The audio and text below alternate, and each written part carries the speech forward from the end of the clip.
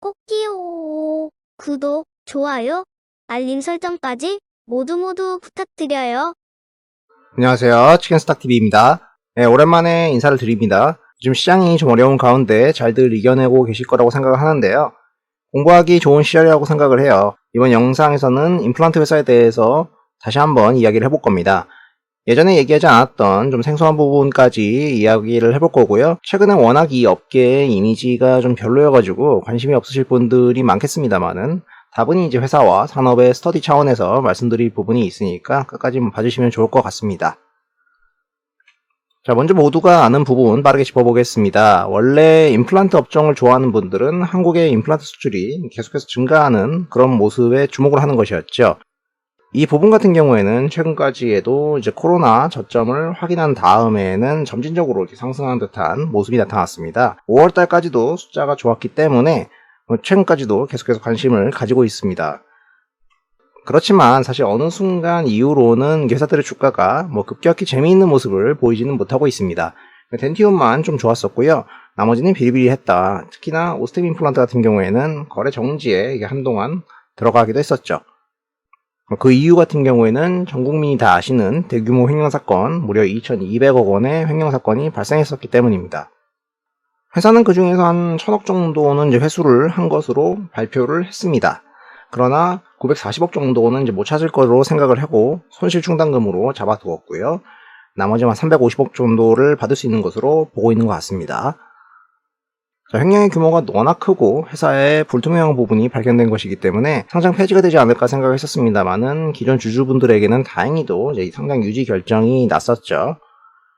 그래서 반성의 뉘앙스로 자사주를 300억 원 가량 매입까지 공시를 했었어요. 그래서 혹시나 오스템 보시는 분들은 미워도 다시 한번 볼 수 있지 않을까 이렇게 보시는 분들도 있습니다. 횡령 문제가 만약에 저 정도 선에서 그냥 마무리가 되고 회사가 내부 통제 기준이 성립돼서 이후로 이제 이런 일이 없을 거다 이렇게 생각을 하는 거겠죠. 여기까지는 임플란트 업계 근황이었고요.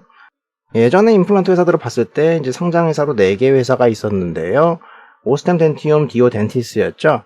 그 중에서 오스템이나 덴티움이 선택지일 거라고 말씀을 드렸었는데 그나마 이게 숫자가 올라오고 있고 이들이 최근까지도 숫자가 잘 찍히는 모습이 나옵니다.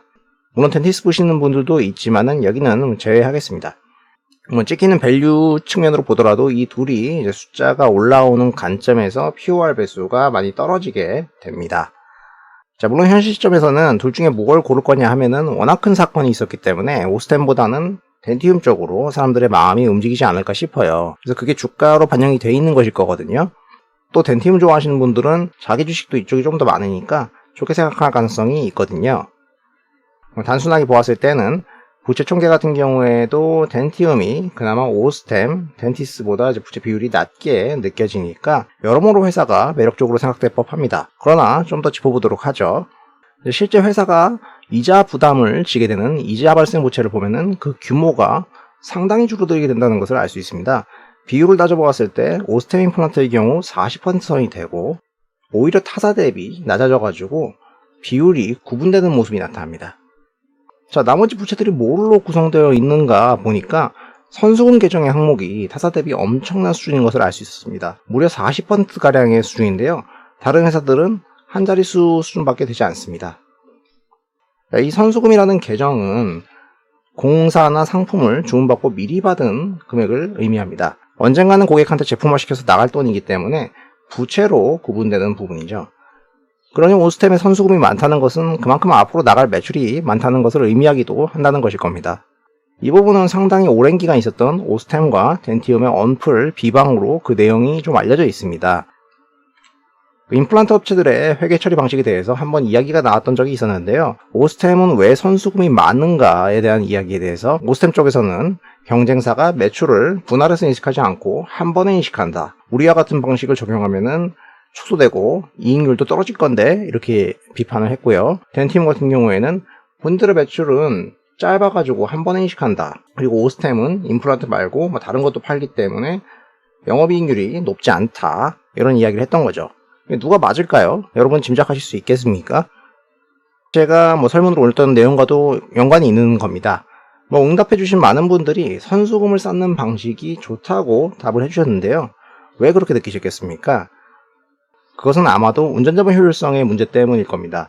운전자본이란 매출 채권 더하기 재고자산 빼기 매입 채무인데 요걸 하면은 회사 영업에 투입이 되는 순운전자본이 되는데, 여기서 선수금 같은 경우에는 미리 받은 돈이라고 할 수 있으니까 사실상 조정 항목으로 빼줄 수가 있습니다. 그래서 이렇게 조정을 해준다면은 오스템 임플란트 같은 경우 운전자본은 마이너스가 되게 됩니다. 덴티움은 이렇게 되겠죠. 이게 마이너스라는 말은 회사의 자본 효율성이 좋다는 겁니다. 너의 돈으로 사업을 하는 것과 같은데 이쪽은 돈이 필요하다는 거죠. 뭐 그거는 그렇다고 치고 아무튼 두 회사에 오래된 분쟁이 있었는데 누가 마사지를 하고 있는가 숫자를 보면은 사실 답은 나와 있는 것 같습니다. 두 회사의 매출 채권 회전율을 보면은 오스템은 4배, 5배, 많게는 7배까지도 효율이 좋았습니다. 영업 현금 흐름도 당연히 좋게 나왔을 겁니다. 떼인 돈, 대손상각비 같은 경우에도 그 규모가 미미하죠.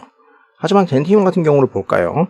매출 채권 회전율이 심각하게 떨어집니다. 2배, 3배밖에 되지 않습니다. 이게 단순하게 보면 효율성이 오스템보다 떨어진다는 건데요. 이상한 점이 보입니다. 이 매출 채권 회수가 늦어지니까 영업 현금 흐름도 좋지 않게 나타난다는 겁니다. 분명히 덴티움은 본인들이 단기 매출을 위주로 잡고 있다고 했습니다. 그런데 이 지표가 안 좋다는 것은 이상한 거죠. 왜냐면 단기 매출이면 돈을 바로바로 받을 텐데 못 받았으니까 현금 흐름이 마이너스일 거 아닙니까? 심지어 시가가 망했는지 떼인 돈들도 있습니다. 이거 대손상각비인데요. 이걸 잡게 되면은 그 해 영업이익이 망가지는 효과도 나타났습니다. 그래서 주가가 때때로 발목을 잡혔던 적이 있었어요. 둘의 차이가 어디서 발생하는 것인가에 대해서 좀 더 고민해봤습니다. 물론 회사들은 알려주지 않지만 일단 두 회사의 매출 같은 경우를 지리적으로 구분해 봅시다. 두 회사 모두 아시아권에서 주로 발생을 합니다. 주로 중국권에서 성장을 한다고 보는 건데요. 요거 이제 좋게 생각하는 거잖아요. 근데 오스템 같은 경우에는 국내랑 아시아가 전체적으로 매출에서 차지하는 비중이 비슷비슷하게 찍힙니다.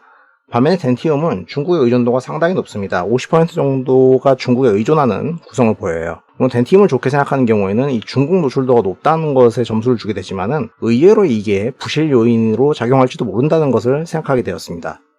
다분히 추정이지만 중국 내에서도 이런 촌동네가 있을 수가 있잖아요. 촌동네 치과에 납품을 했으면은 잘 안 되거나 떼일 확률이 있을 수도 있죠. 그리고 인지도 같은 경우를 보면은 한국에서도 1위 선호 브랜드가 이제 오스템이고 2위가 덴티움인데 1위 업체가 당연히 해외도 먼저 나갔을 텐데 덴티움이 좋다고 쳐도 퍼스트 무버 선두주자 효과라는 것도 있을 거잖아요. 그러니까 중국 애들이 오스템을 선호할 수도 있는 것이고요. 그렇기 때문에 영업하는 과정에서 대금 회수나 이런 거를 자발적으로 모두 최준 결과물일 수도 있을 겁니다. 그래서 두 회사가 그런 숫자적인 질적인 차이를 보이는 것으로 나타난 것 같아요. 그렇다면 이 둘의 비즈니스를 본다면 어느 쪽에 좋겠냐는 거죠. 선수금 받는 게 좋다고 사람들이 생각하고 있었고 비즈니스와 현금 흐름으로 보면은 당연히 오스템 임플란트라고 할 수 있을 겁니다. 하지만 안타깝게도 현실에서는 여러 문제들이 발견되었습니다. 일단 은식이형의 대규모 횡령 사건이 있었고요. 또 최근에 엎친 데 덮친 격으로 회장 명의의 보험이 있었는데 종신보험인데요. VVIP 보험인데 회장 명의로 고액의 보험 비용을 회사에서 내줬다. 이에 대해서 회사의 해명은 수익자도 회사고 돈은 회사로 들어온다 이렇게 했습니다만은 이미 알만한 사람들이 지적을 했듯이 이거는 편법상 의전입니다. 회사가 돈을 받고 그냥 끝나면은 다행이겠지만 실제로는 수령을 해가지고 퇴직금이나 위로금 형태로 유가족들에게 지급하는 형태가 되거든요. 그 과정에서 약간의 절세 효과도 있고요. 과거에도 이런 회사가 몇 개 있었어요. 그래서 이건 관행, 회사들 의뢰하는 편법상 의전이고 다들 하시니까 회사는 더 억울하다 이러는 거겠죠. 다만 이게 유독 튀는 거는 최근에 횡령 사건이 있었기 때문에 아무래도 미운 놈이 또 미운 짓을 하면은 더 매를 맞게 되는 그런 요소로 작용을 했을 겁니다. 그러면 오스템은 안 그래도 이게 기만기 종목인데 시끄럽고 불안하니까 일단 제껴놓고 임플란트는 덴티움 천하가 될 수밖에 없는 그런 현상이 나타나고 주가가 반영된 거겠죠. 하지만 저런 이미 밝혀진 악재를 제외하고 일반적인 상황이라면 어떻겠습니까? 임플란트가 아닌 다른 산업에서도 이런 현상이 있을 수가 있거든요. 여러 고민이 있을 겁니다. 두 회사 중 하나를 고르는 결정을 할 수 있죠. 난 장투로는 이게 좋은 것 같다. 아니다. 한 방에 많이 잡히는 거 팔고 TT 해야지. 이런 고민이겠죠. 혹은 둘을 적당히 밸런스 있게 담자 이럴 수도 있는 거고요. 하지만 실제로 이런 업종을 투자하는 분들 중에서 여기까지 주목을 하거나 고민하는 분들은 없을 거라고 생각을 합니다. 결과적으로는 매주 수출 데이터만 열심히 보고 있을 거예요. 그리고 더군다나 과거부터 좋았던 수익성 지표를 보고 결정을 했다고 하더라도 회사가 슈에 따라서 생기는 이슈들 때문에 재수 없었으면 한 방에 골로 갈 수도 있었던 거고요. 현금 흐름이 좋았을 경우에 오히려 내부에서 헛짓거리 요인으로 작용한 것 같은 그런 것도 있었으니까 어쩌면 질적인 분석에 대한 이야기 자체가 무의미하다고 여길 수도 있는 것이죠. 하지만 분명히 저는 뭔가를 시사하는 내용이라고 생각을 하고 있습니다. 기업을 볼 때 현금 흐름의 중요성, 부채의 성격 같은 거에 대한 힌트를 여러분이 얻을 수 있기 때문이죠. 비단 임플란트가 아니라고 하더라도 나중에 투자에 분명히 도움이 될 거라고 생각을 합니다. 자, 여기까지 제가 하고 싶었던 얘기는 다 했고요. 영상 도움이 되셨다면 구독과 좋아요를 부탁드립니다. 시청해주셔서 감사합니다.